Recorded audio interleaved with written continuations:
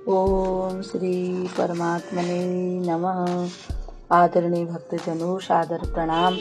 हम आज आपको श्री कार्तिक मास यानी कार्तिक महात्म्य की 14वें अध्याय की कथा सुनाएंगे।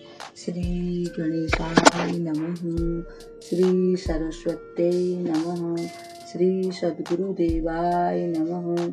भक्तजनों, हमने कथा सुनी थी कि जलंधर ने सभी देवताओं को जीत लिया और बड़े धर्म पूर्वक वह राज्य करने लगा।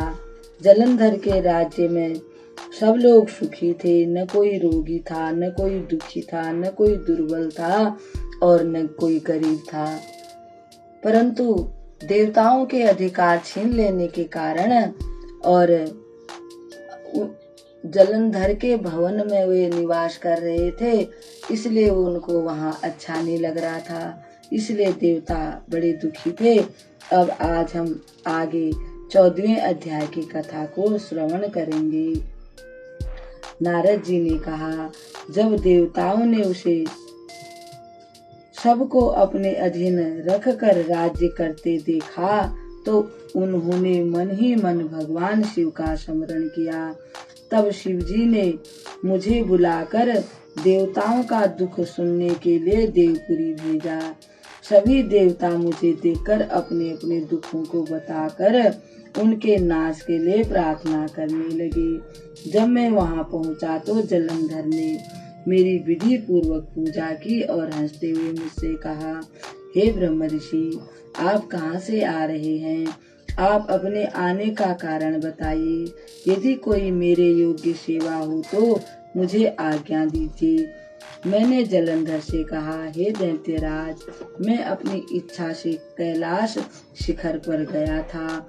वहां मैंने पार्वती के साथ बैठे हुए शिव जी को देखा।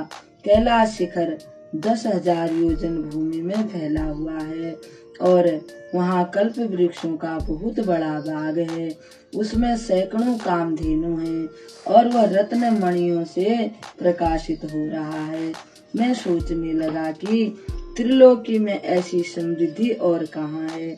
तभी मुझे तुम्हारी समृद्धि का स्मरण हुआ यानी कि याद आ गई और मैं उसे देखने की इच्छा से यहाँ तुम्हारे पास आ पहुँचा।